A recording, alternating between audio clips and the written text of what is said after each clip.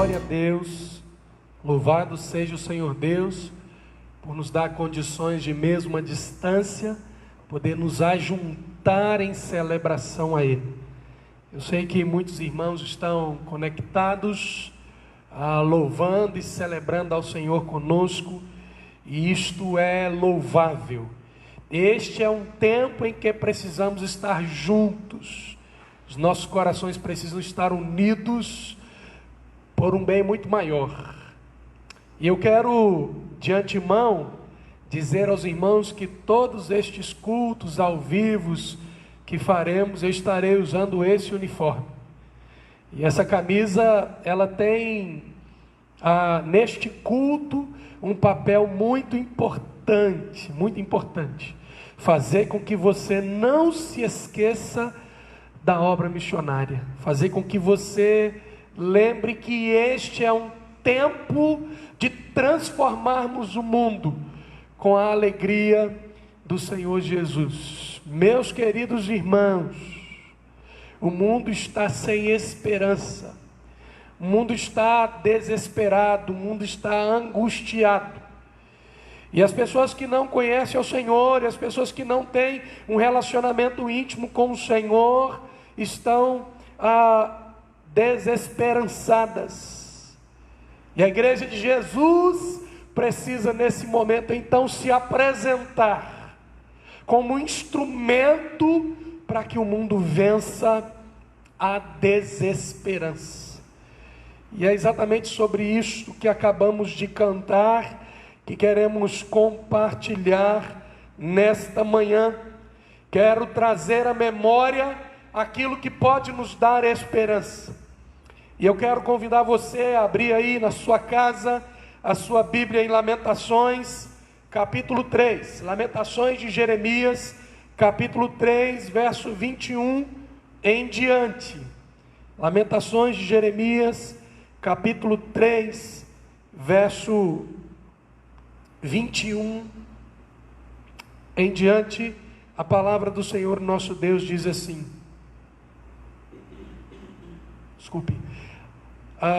Ainda ouso, porém, ter esperança quando me recordo disto.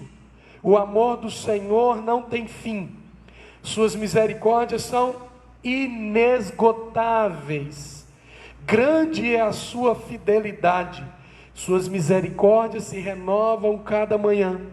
Digo a mim mesmo, o Senhor é a minha porção, por isso esperarei nele. O Senhor é bom para os que dependem dele, para os que o buscam.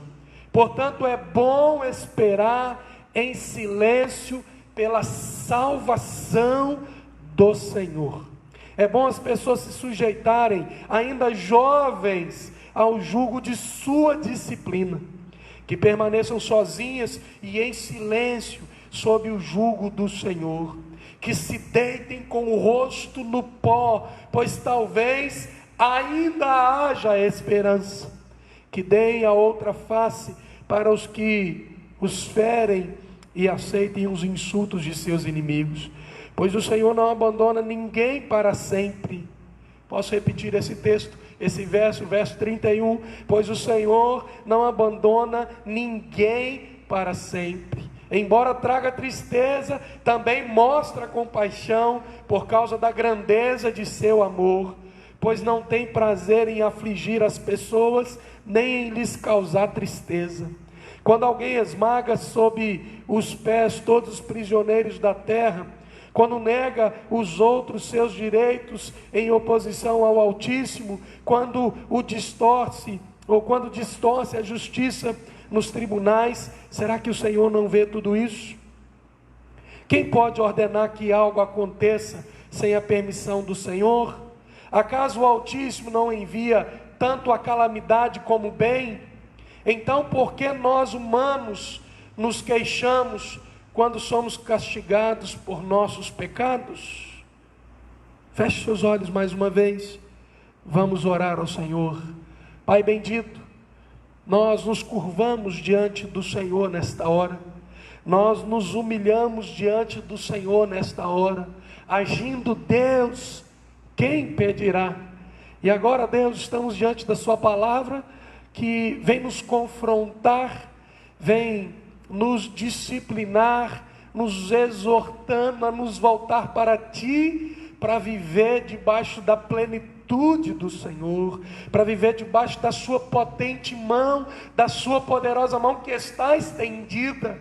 Acaso o Senhor deixou de agir? Não, Deus, nós temos certeza absoluta que o Senhor está agindo neste tempo sobre a humanidade. Por isso, Deus, dá-nos a Tua graça, pela Tua palavra, nos santifique nela, meu Deus, para a glória do Senhor mesmo. Nós oramos assim em nome de Jesus, amém e amém. O tema da nossa ministração nesta manhã é: vença a desesperança. Queridos, a diferença entre grandeza e mediocridade geralmente é determinada pela forma como a pessoa encara os seus erros, os seus problemas, as suas lutas diante das circunstâncias. E nesse caso, quando nós estamos vivendo este momento crítico na história da humanidade, não importando se você é rico, se você é pobre, se você mora nas grandes capitais, ou se você mora na roça. Se você mora na roça ou lá nos Estados Unidos, todos sem exceção, estamos vivendo esta experiência, essa dura experiência. Experiência não é aquilo que acontece com você. Experiência é o que você faz com o que acontece com você, disse Aldous Huxley. Olha que situação. Como vamos passar por este tempo de quarentena por causa da pandemia? Como vamos nos sobressair diante desta situação, quando estamos todos enclausurados? Eu quero compartilhar com os irmãos a situação do profeta Jeremias, em 588 e 586 antes de Cristo. A situação em que ele se encontrava, que o leva a escrever as suas lamentações. O texto que lemos foi no livro As Lamentações de Jeremias. Por que é que Jeremias estava se lamentando? O seu povo estava sendo destruído pelo exército babilônico. Jerusalém foi invadida, o templo saqueado, os príncipes mortos. O rei Zedequias foi cegado e posto em prisão perpétua. Por isto, Jeremias lamenta. Quando a gente leu as primeiras palavras de Jeremias no seu livro Lamentações, lá no capítulo 1, parece que estamos falando de nós. Parece que estamos falando da nossa realidade atual. Se você acompanhar comigo lá no capítulo 1, a palavra do Senhor em Lamentações de Jeremias, verso 1 em diante, diz assim: a cidade que antes era cheia de gente, agora está deserta. Antes era grande entre as nações, agora está sozinha como uma viúva. Antes era a rainha de toda a terra, agora é escrava. Ela passa a noite aos prantos, lágrimas correm por seu rosto. De todos os seus amantes não resta um sequer para consolá-la. Todos os seus amigos a traíram e se tornaram seus inimigos. Judá foi levada para o exílio e oprimida com cruel escravidão. Vive entre as nações e não tem lugar para descansar. Seus inimigos a perseguirem e ela não tem a quem recorrer. As estradas para Sião estão de luto, pois as multidões já não vêm celebrar as festas. E ele vai continuando, falando aqui no contexto da grande tristeza que se abateu em Jerusalém. Nós vamos também observando a grande tristeza que se abateu sobre toda a humanidade. Ninguém está livre desta grande tristeza que nos assola.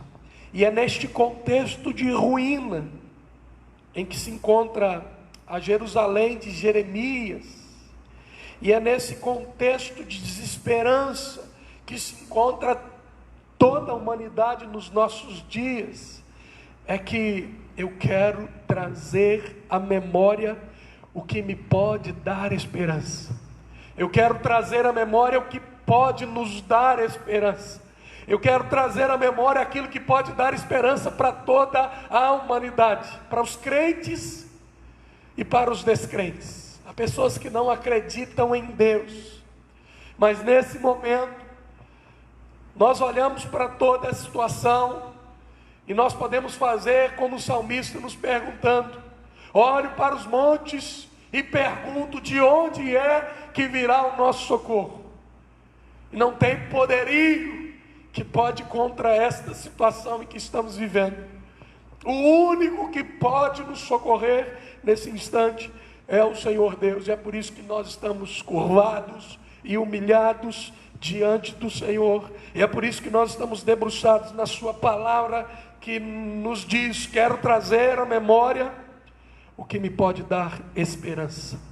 Verso 21 do capítulo 3 de Lamentações de Jeremias.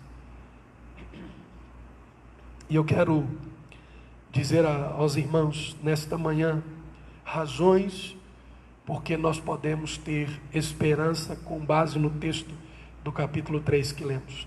Primeira razão é porque Deus é misericordioso. Verso 22 diz: o amor do Senhor não tem fim, suas misericórdias são inesgotáveis. A minha versão é a NVT. As misericórdias do Senhor são inesgotáveis. Deus é misericordioso. A palavra no hebraico para misericordioso é Gezedé, ou Gezed, e enfim, que quer dizer capacidade de se colocar no lugar do outro, sentir e pensar como ele. E foi isso que o Senhor Deus fez quando Ele enviou o seu Filho Jesus Cristo para morrer no meu e no seu lugar, lá na cruz do Calvário. Nós estávamos condenados à perdição eterna. Deus se coloca em Jesus no nosso lugar, e Ele vai lá pela sua graça, pela sua misericórdia, e morre pagando a minha e a sua conta. Esse Deus misericordioso é a razão para termos esperança. Lembre-se, o Senhor é misericordioso, mas Ele também é fiel. Deus é fiel. Verso 23 vai dizer assim: grande é a sua fidelidade, suas misericórdias se renovam a cada manhã. Deus é fiel. Fiel a quê? Fiel à sua aliança, aos compromissos que Ele estabeleceu de abençoar o seu povo. Lá em 1 Coríntios capítulo 11, verso 25, o texto vai dizer a respeito do cálice da nova aliança no seu sangue. Até onde que vai a fidelidade do Senhor nosso Deus? A ponto de dar o seu único filho para morrer no meu e no seu lugar, mudando a minha história e podendo também mudar a sua história. Capítulo 8, verso 28 de Romanos, que Deus diz que Deus cumpre cada um dos seus propósitos para com seus amados, chamados segundo o seu propósito, ou chamados segundo a sua aliança. Deus está aliançado com aqueles que se submetem a Ele e se entregam a Jesus, ou entregam o governo das suas vidas ao Senhor Jesus. Deus é fiel. Esta é a segunda razão para podermos ter esperança. A primeira, Deus é misericordioso. A segunda, Deus é fiel. A terceira, Deus é bom. Verso 24 até o verso 26, o texto vai dizer assim: digo a mim mesmo, o Senhor é a minha porção, por isso esperarei nele. O Senhor é bom para os que dependem dele, para os que o buscam. Portanto, é bom esperar em silêncio pela salvação do Senhor. Deus é bom, e esse atributo do Senhor Deus, a bondade, está ligado à santidade de Deus. A sua bondade é infinita, uma perfeição do seu caráter. Deus é a fonte de tudo que é bom na criação. A bondade inclui benevolência, complacência, misericórdia e graça.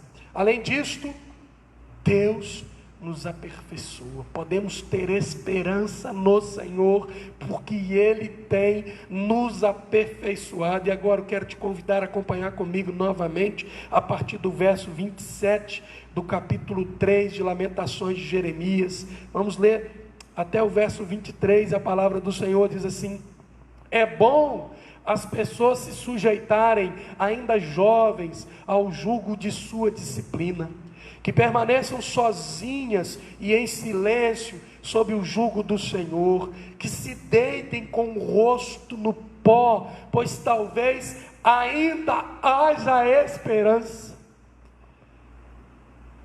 que deem a outra face para os que os ferem, e aceitem os insultos de seus inimigos, pois o Senhor não abandona ninguém para sempre. Posso repetir? Pois o Senhor não abandona ninguém para sempre. Embora traga tristeza, também mostra compaixão por causa da grandeza do seu amor, pois não tem prazer em afligir as pessoas, nem lhes causar tristeza. Queridos, este tempo de provação, este tempo de luta contra este mal que se abateu sobre toda a humanidade, os homens e as mulheres em todos os lugares estão sendo aperfeiçoados para o Senhor. Se você crê em Deus,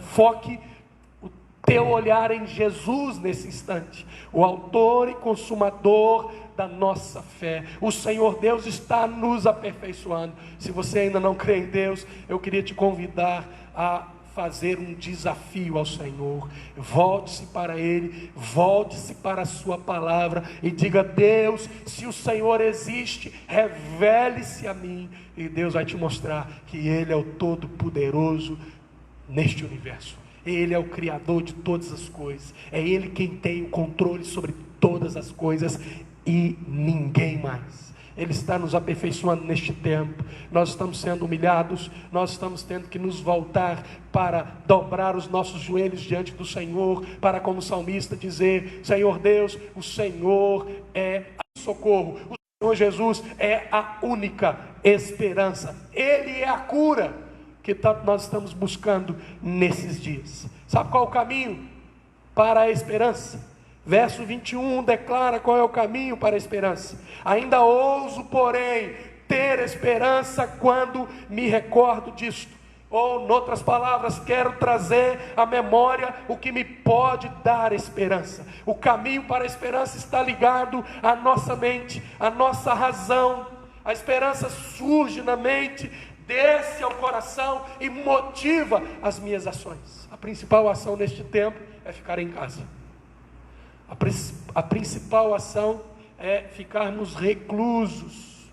Pastor, mas não vai ter mais culto? Vai. Estamos aqui agora apresentando este culto ao Senhor. A igreja reunida apresentando o nosso culto ao Senhor. É o primeiro que estamos fazendo ao vivo.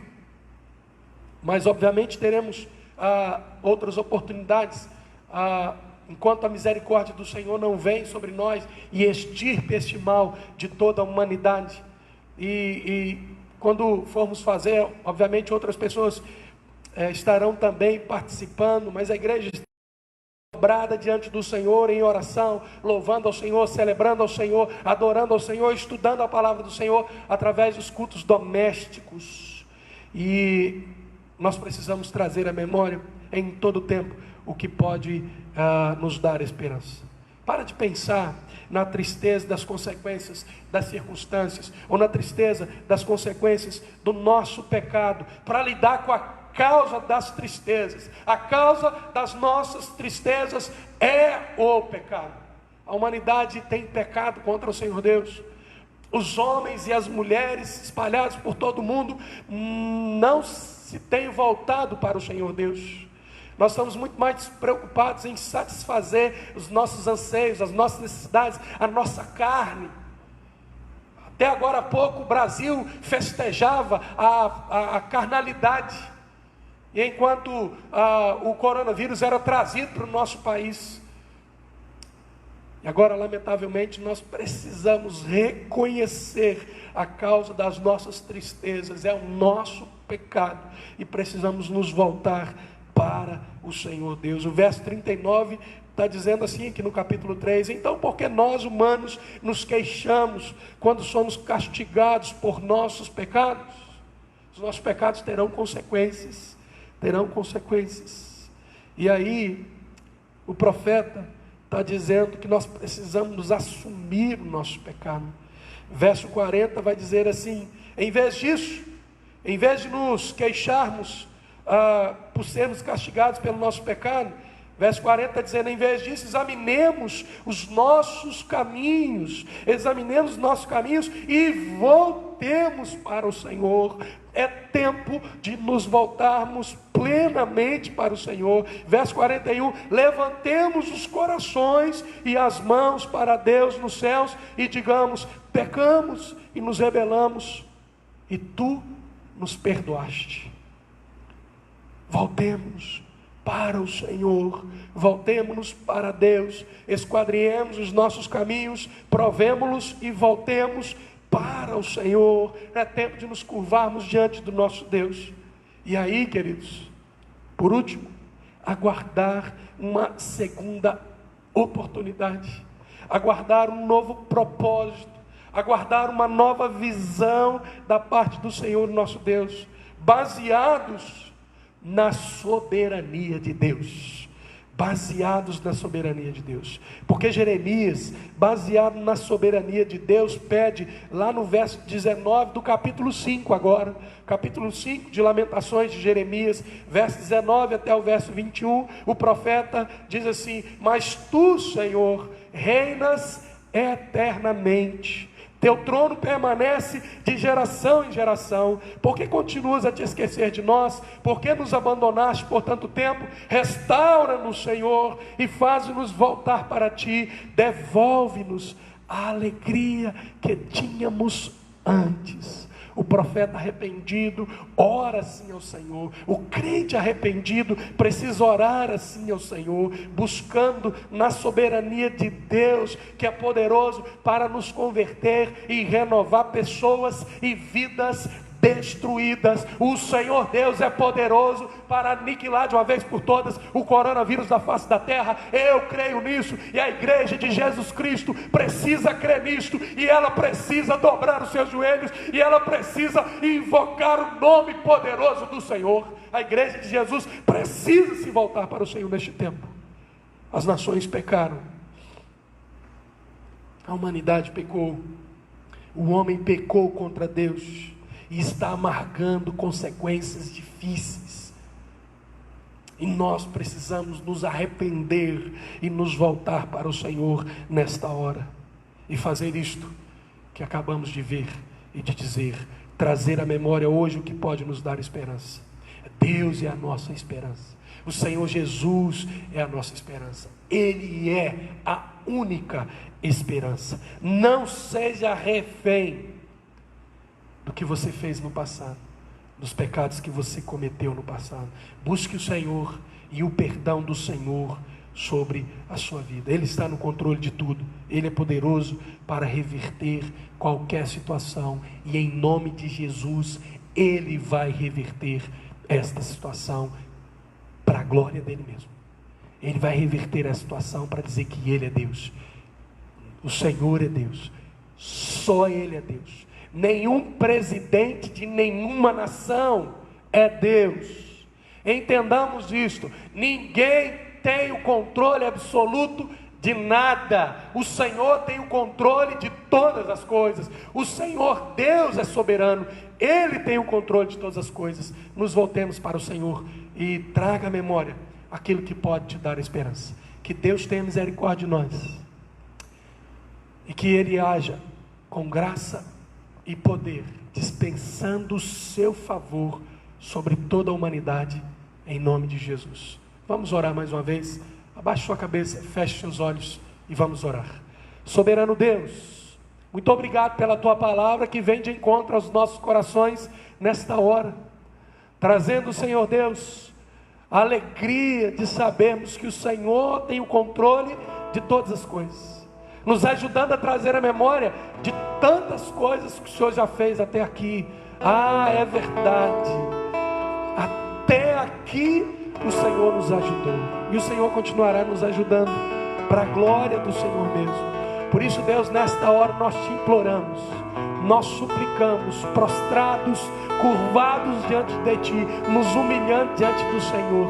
Dispensa o teu favor, dispensa o milagre do Senhor, em nome de Jesus Cristo, sobre toda a humanidade, sobre todas as nações, ó Pai, e muda a história, Senhor Deus, da humanidade. Que esta situação em que estamos vivendo leve cada homem, cada mulher, espalhado por todas as nações, a voltarem os seus olhos para o Senhor, que é o autor e consumador da nossa fé em Jesus Cristo.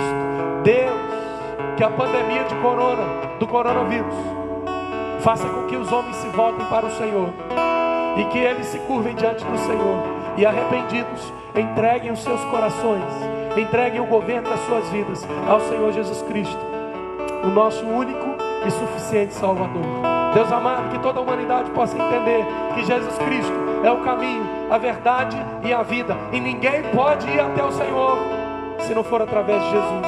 E Deus amado, ajude, Senhor Deus, a todos os homens e as mulheres espalhados por todas as nações a entenderem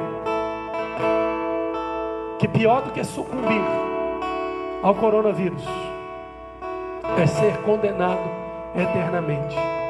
Que os homens se arrependam dos seus pecados e se voltem para o Senhor e vivam as suas vidas para a glória do Senhor, hoje e sempre. Nós oramos, Deus, implorando o teu favor sobre toda a raça humana, em nome de Jesus. Amém e amém. Transforme o mundo, querido, com a alegria do Senhor Jesus. Viva essa alegria sobre a sua vida, sobre a sua casa, com a sua família, e que todos ao seu derredor possam entender que o mundo só pode ser transformado com a alegria do Senhor Jesus. Vamos avançar, vamos multiplicar o Evangelho para todas as nações, em nome de Jesus. Amém e amém. Deus abençoe a todos.